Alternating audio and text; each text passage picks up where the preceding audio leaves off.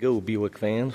1957 Buick Roadmaster in impeccable condition.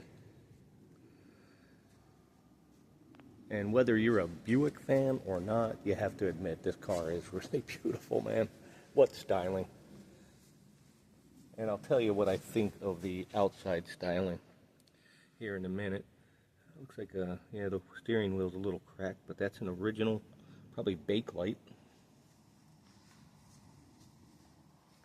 Now, going back to the outside styling.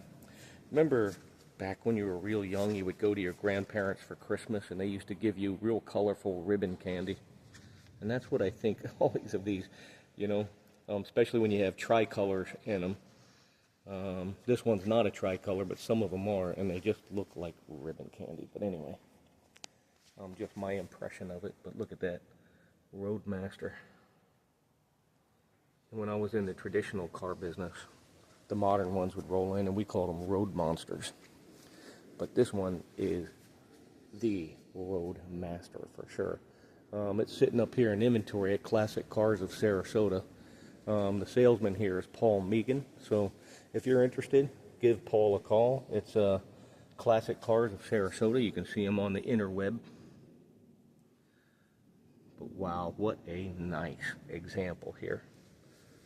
You know, 57 was probably the pinnacle year of Camelot for America, and America was putting out cars like this. Luxury, colorful, style, almost like automotive jewelry. So there you have it, folks. It's available and it's for sale. Let's take a look at the particulars. Okay, what do we got here? It's a 364 nail head, 4-speed automatic, Seminole red with shell beige. They're getting $69,900 out of it. Top tier craftsmanship in the height of the 50s.